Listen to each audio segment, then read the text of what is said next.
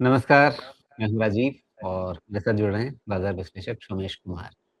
सोमेश जी, आज तो आप हरियाली पहन के आ गए, तो अगर कल प्रोग्राम होता तो कल लाल पहन कर आते क्या?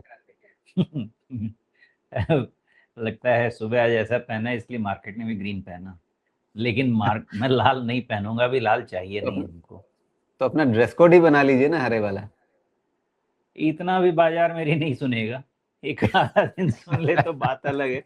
इतना भी वो मेरी नहीं सुनने वाला और ज़्यादा लालच होना भी नहीं चाहिए, मैं तो यही कहूँगा। जितना सुन ले उतना जी। काफ़ी है। हाँ, लेकिन ये हुँ। चल क्या रहा है? ऊपर-नीचे एक दिन मतलब 4 दिन से तो यही चल रहा है। ये मुझे ऐसा लग रहा है 20 डीएमए के अराउंड कंसोलिडेशन चल रहा है। क्योंकि फर्स्ट राउंड या तो गैप भर गया या है। 24,000 बाज़ार के मन में बैठ गया है कि अब जल्दी से इसको छोड़ना नहीं है, लेकिन इससे बहुत दूर जाना नहीं है। कोई ज़रूरी नहीं है। इस बाज़ार में कुछ भी मतलब असंभव नहीं है।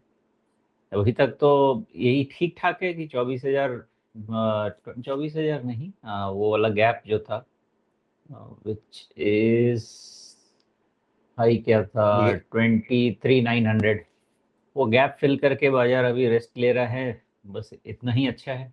लेकिन ये पैटर्न हो सकता है कि धीरे-धीरे 25,100 वाला बने, इसकी पॉसिबिलिटी है, लेकिन फिर वही है ना कि 23,775 उसके नीचे का क्लोज़ नहीं हो, फिर देखते हैं क्या होता है, बट अभी तक कंसोलिडेशन ही चल रहा है।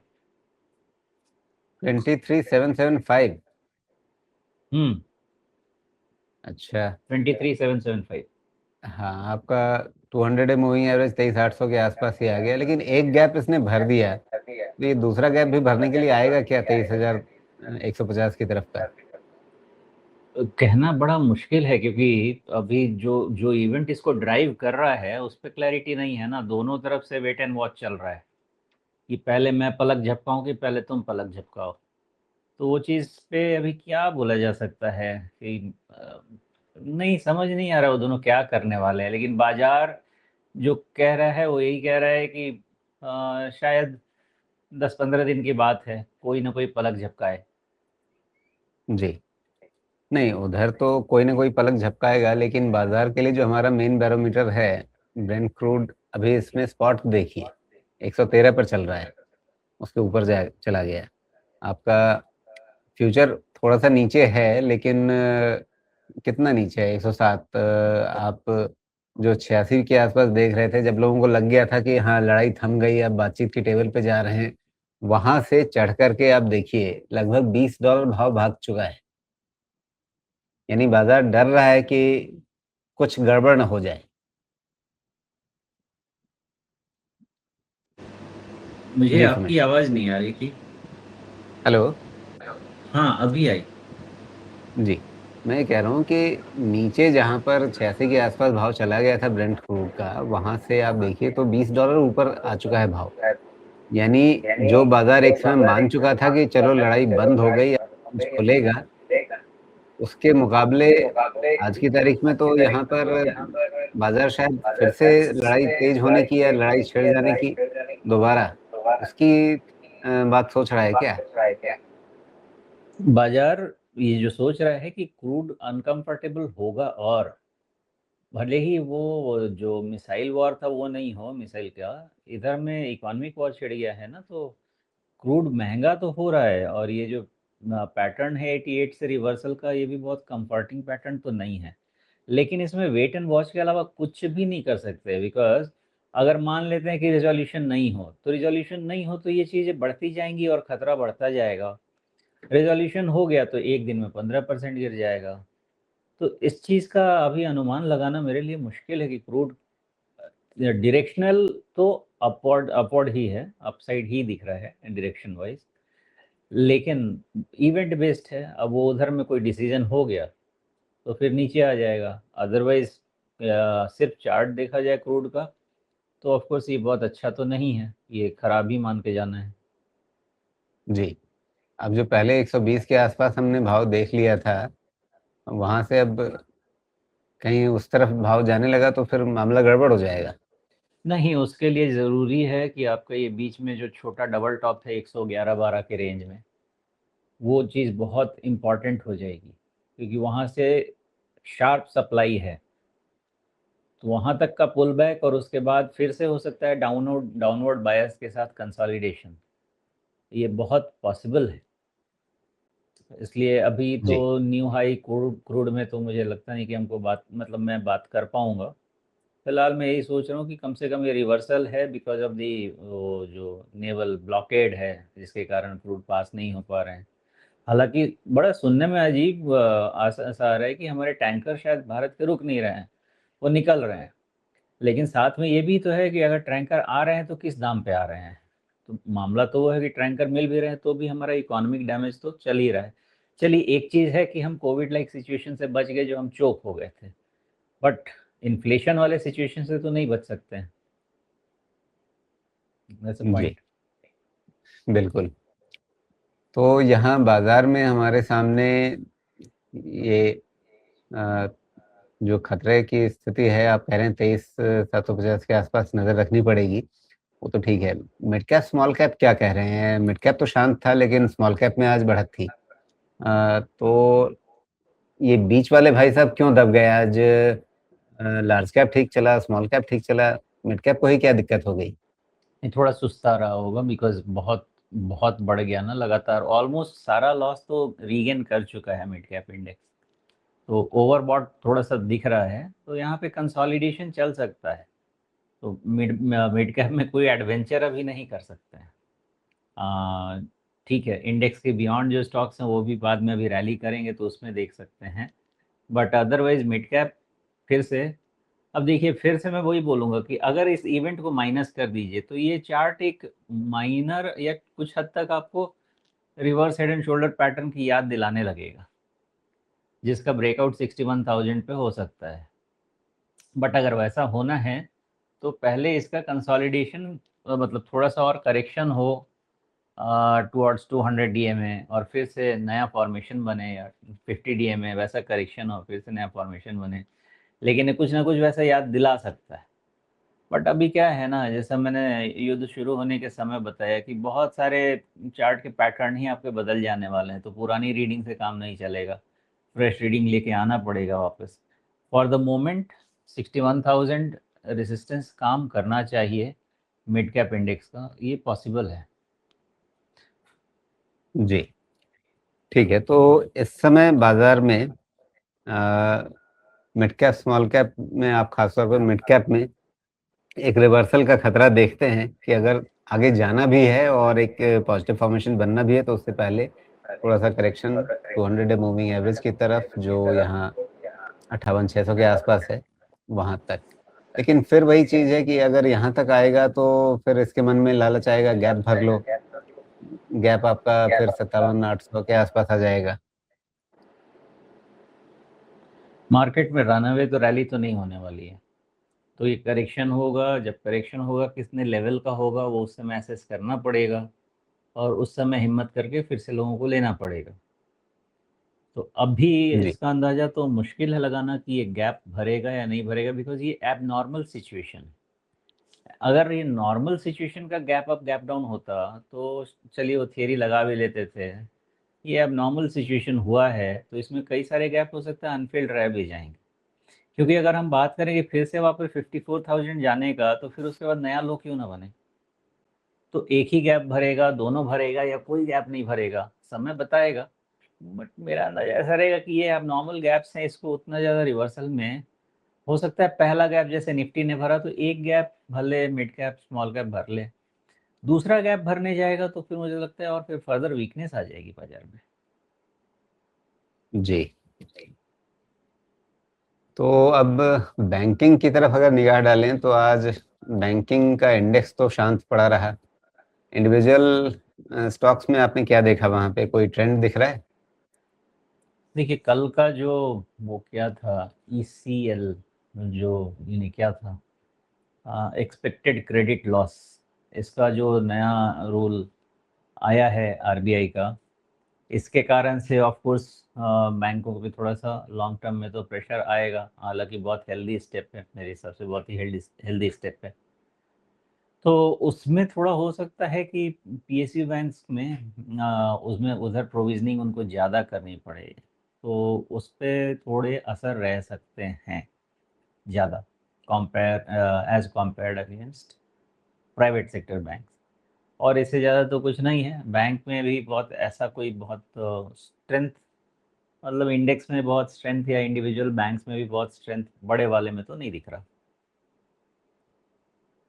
जी, तो बैंक में स्ट्रेंथ नहीं दिख रहा, लेकिन आज आईटी में थोड़ा स्ट्रेंथ हमें दिखा। उसमें क्या वजह रही? क्या ये वैल्यू बाइंग है? किस तरह से देखते हैं इसको? कोई वैल्यू बाइंग नहीं है, कहानी बाइंग है। मतलब रुपया गिरा तो उनको उनका एक्सपोर्ट रेवेन्यू पे फ़ायदा हो सकता है तो खरीद लो, that's all is the story जो पेंट किया जाएगा। कोई वैल्यू बाइंग नहीं है आईटी में। जी, तो कोई स्ट्रैटेजी, ये कोई टैक्टिकल बाइंग है या वो भी नहीं है? नहीं, ये तो देखिए, अब इंडेक्स है, उसमें स्टॉक्स हैं, तो थोड़े बहुत ट्रेड तो चलेंगे ना, लेकिन कोई भी कन्विंसिंग मूव नहीं है यहाँ पे। एक पॉसिबिलिटी ज़रूर है, और इस चीज़ को उतना बहुत सीरियसली लेना चाहिए कि ये राउंडिंग डब्ल्यू शेप बॉटम छोटे समय के लिए बन सकता है, इसकी पॉसिबिलिटी है। ओके, जो सपोर्ट है 28,500 पे, बट अब वो होगा कितना होगा, उसके कंफर्मेशन के लिए हमको वेट करते करते 32,300, नहीं 32,000 निकल जाएगा। तो एक है थोड़ी सी जी, पॉसिबिलिटी, बट स्टिल अभी किसी भी तरह का कोई भी डायरेक्शन नहीं है आईटी इंडेक्स में, except for the fact that थोड़े ओवरसोल्ड हैं, इसलिए थोड़े बहुत टेक्निकल बाउंसेस पॉसिबल है। अब आप कह रहे हैं छोटा डब्ल्यू, तो ये छोटा डब्ल्यू कहाँ तक का होगा? नहीं कहाँ से देख बनेगा। रहे हैं डब्ल्यू की शुरुआत? ये डब्ल्यू के बीच का जो है ना, वहीं तक 32,000 तक, उससे ज़्यादा नहीं बनना चाहिए। ओके, तो आप स्मॉल डब्ल्यू की बात कर रहे हैं? हाँ, बहुत छोटा जी, सा। तो फिर उसको डब्ल्यू क्यों कहेंगे? डब्ल्यू तो तब कहेंगे ना जब ये इधर वाली, ये पूरी लेफ्ट साइड की जो बाजू है, ये पूरी भरे कहीं, या पूरी नहीं तो कम से कम आधी भरे कहीं। नहीं, नहीं डब्ल्यू कह नहीं रहा, मतलब ये है कि उसके ऊपर के पार्ट को आप मिस्टर इंडिया बना दीजिए, तो फिर ये इतना छोटा फिर वाला तो वो डब्ल्यू। फिर तो वो नया एक रेक्टेंगुलर पैटर्न जैसा कुछ बन जाएगा, अगर आप यहीं तक देखेंगे तो। फिर नहीं आप कहेंगे कि अच्छा ठीक है, यहाँ नीचे आपके पास सपोर्ट हो गया 28,400 500 के आसपास का, ऊपर 32,000, बस ऐसे रेक्टेंगल में देखते रहिए। नहीं, ऐसा नहीं होगा। इसमें थोड़ा सा इंतजार कीजिए, जो बड़ा वाला फॉल था वो शार्प फॉल निकल चुका है, लेकिन कंप्लीट फॉल नहीं गया है, इसलिए हो सकता है कि एक थोड़ा रिकवरी हो, और आपको वो पॉपल लाइन कोई डीएमए होगा, उसके आसपास तक की रिकवरी हो सकती है। और फिर कहने का मतलब यही है कि अभी इसमें कोई भी डिसीजन स्ट्रेंथ का मत लीजिए, थोड़ा बहुत शॉर्ट कवरिंग पेंडिंग है, जी, वो हो सकता है। और ये शॉर्ट कवरिंग 30,500 देर अबाउट, जहाँ से ब्रेकडाउन हुआ था, जहाँ आपका डोजी कैंडल है वहाँ से ब्रेकडाउन है, तो ज़्यादा से ज़्यादा वहाँ तक थोड़ा बहुत खींच के, नहीं वहाँ नहीं, नीचे वाला बॉटम वाला डोजी, बॉटम साइड वाला डोजी, नहीं बॉटम ब्रेकडाउन डोजी वाला आप डोजी। किसको कह रहे हैं? वो बताता हूँ आपको डेट में, वो डेट आप 13 अप्रैल का, हाँ वो ब्रेकडाउन ओके, पॉइंट है, तो उसके आसपास का टेस्ट हो सकता है, जहाँ से फिर जाके करेक्शन शुरू जी। हो। हाँ, तो अभी 50 डे मूविंग एवरेज, ये पर्पल लाइन जो आप बोल रहे थे, वो 50 डे मूविंग एवरेज है, वो भी वहीं आ रही है। 20 डे मूविंग हाँ, एवरेज भी वहीं पे खड़ा है इस समय। तो ये तो चीटिंग हुई ना, अभी अभी आप 32,000 बोल करके फिर आपने उसका आधा कर दिया। मैं सिर्फ इतना कह रहा हूँ कि अभी आईटी इंडेक्स में एक शॉर्ट कवरिंग पेंडिंग है, वो शॉर्ट कवरिंग आपको 32,000 से 32,500 के आसपास तक ले जा सकती है। उसकी स्ट्रेंथ कितनी रहेगी नहीं आइडिया है। इतना जरूर जी, लगता है कि अभी आईटी इंडेक्स की सेलिंग, मतलब सेलिंग क्लाइमैक्स फाइनल नहीं है, वो अभी और गिरने के चांसेस रहेंगे। पिक्चर अभी बाकी है। हाँ, बाकी तो क्लाइमेक्स कहाँ पे आएगा? क्लाइमेक्स मुझे तो लगता है कि 24,500 से 26,000, ये रेंज में कहीं पे भी क्लाइमेक्स होगा। जी, तो घूम फिर करके 26,000 मुझे जाना था, 26,000 पे कहानी शुरू हुई थी। 26,000 ही था ना? ये देखिए, 26,000 यहाँ से ये चला गया था 46,000 तक, 26 से 46 चला गया था। और उस बीच में जितनी बार भी मैंने पूछा, सोमेश जी ने कहा नहीं, मुझे भरोसा नहीं है आईटी पे। तो वो जब तक 46 से वापस 26 पर नहीं आएगा तब तक सोमेश जी मानेंगे नहीं, है ना? अरे हम क्या मान के करेंगे, हमको मानने ही नहीं दे रहे हैं ये लोग। रोज आके कुछ एक कहानी सुना के देते हैं। अब थोड़ा कॉन्फिडेंस देना, खाली है कि बाईबैक डिविडेंड बाईबैक डिविडेंड, कुछ तो करो। तो कॉन्फिडेंस नहीं आ थोड़ा रहा है, काम लेकिन करके अब दें। बायबैक हाँ, डिविडेंड नहीं, थोड़ा काम करके दें। काम करके दीजिए, सही बात कह रहे हैं। काम करें, राजू थोड़ा जी, मैं कमाएं। कुछ छोटी कंपनीज से मैं बात कर रहा था। जी। छोटी कंपनीज अपने को एआई के तरफ मूव कर रही हैं, प्रोडक्ट प्रोडक्ट बनाने में लगे हुए हैं वो लोग। अब वो 1 साल में बनेगा कि 5 साल लगेगा, बिकॉज होता ही है ना कि जब उस तरह का डिमांड आता है तो बहुत मशरूम हो जाती हैं उस तरह की कंपनीज, लेकिन सब सक्सेसफुल नहीं होंगी। अच्छा, एक बात लेकिन ये बताइए, ये जो छोटी कंपनियां जो एआई की तरफ जाने शुरू कर रही हैं, क्या ये अपने पोटेंशियल क्लाइंट को ये पिच कर रही हैं कि भाई तुम कहाँ ये बड़े बड़े नामों के पीछे लगे हो, टीसीएस, इन्फोसिस, विप्रो, एचसीएल, वो अभी तुम्हें जिस काम के लिए 1,000 घंटे की बिलिंग दे रहे हैं, मेरे पास आओ, मैं 100 घंटे की बिलिंग में वो काम खत्म करके दे दूंगा। इन दी हाइंडसाइट जब मैं इसको देख रहा था तो मुझे यही समझ में आ रहा है कि ये सब अच्छे अच्छे फंडिंग से बैक्ड कंपनीज हैं। और मुझे ऐसा लगता है कि बड़े बड़े क्लाइंट अपनी रिक्वायरमेंट के लिए ही इनको पैसा दे के काम पे लगा रखा है कि प्रोडक्ट बने और हमारे काम आया। वो काम इन्फोसिस से कराने में उनको, जैसे आपने बोला, कि कॉस्ट ज़्यादा आ जाएगा। इधर में आपका कॉस्ट एफिशिएंट हो जाएगा, बिकॉज ये सब 100 करोड़, 200 करोड़, 300 करोड़ मार्केट कैप की कंपनीज हैं, कुछ बहुत कम भी हैं। तो इनका बहुत ज़्यादा कॉस्ट नहीं है, ज़्यादा एफिशिएंट है, इतना मैन पावर नहीं है, प्लस टोटली फोकस्ड है एआई प्रोडक्ट डेवलपमेंट। तो मुझे जी। उधर में काफ़ी दम लग रहा है, लेकिन फिर वही कहानी शुरू हो जाएगी कि भाई जो हुआ था अपना, ये जैसे जोमेटो, स्विगी, ये सब वाला जो सेगमेंट है, क्यूएसआर वाला सेगमेंट है, उसमें की भीड़ तो बढ़ती जाएगी, लेकिन सरवाइव कौन करेगा वही नहीं पता होता। तो क्या 100 कंपनी के बास्केट में इन्वेस्ट किया जाए कि उसमें से एक दो जिंदा बच गई तो ठीक, और वो बढ़ गई तो ठीक। तो वो वाला एक चक्कर लग रहा है, बिकॉज समझ नहीं आ रहा कि उनसे डायरेक्ट उनसे कंपनी निकालें कैसे, बिकॉज सब तो टेस्टिंग फेज में है ना, सब अपना प्रोडक्ट बना रहे हैं। फॉर एग्जाम्पल, जैसे ईवी के लिए लोग सेल बना रहे हैं, लेकिन सेल की टेक्नोलॉजी ही आगे चेंज हो जाएगी मुझे लग रहा है। तो किसका सेल, जैसे ओला भारत सेल बना रहा है, वो भारत सेल कितना रिलेवेंट रहने वाला है, कितना कॉस्ट एफिशिएंट रहने वाला है। बहुत से बैटरी टेक्नोलॉजी ही बहुत चेंज हो जाएगी। तो मैं वही कहना चाह रहा हूँ कि यहाँ पे एआई में भी कौन सर्वाइव करेगा कौन नहीं करेगा, ये हमको बेट लेना है। बहुत हाई रिस्क बेट है कि आपका बंदा चल गया तो आप भी चल गए, नहीं चला तो नहीं चला, वैसा है। जी। लेकिन छोटी कंपनी ज़्यादा इस पे एफर्ट ले रहे हैं। ओके। तो अर्ली सिग्नल्स कैसे मिलेंगे कि हाँ भाई ये कंपनी टिकने वाली है, ये कंपनी जीतने वाली है, यहाँ पे दांव लगाया जा सकता है? नहीं अगर मिलेंगे आप राजू अर्ली जी, अर्ली सिग्नल नहीं लेंगे तो पैसा नहीं बनेगा ना। जब कहानी पूरे बाजार को पता चल गई तब उसके बाद थोड़ी पैसा बनेगा। बताता हूँ। देखिए, ऐसे अपॉर्चुनिटीज में पीई किया जाता है, मतलब अनलिस्टेड स्पेस में पीई। तो अब हम तो पीई के लायक रहे नहीं, हमको तो सेकेंडरी मार्केट चाहिए।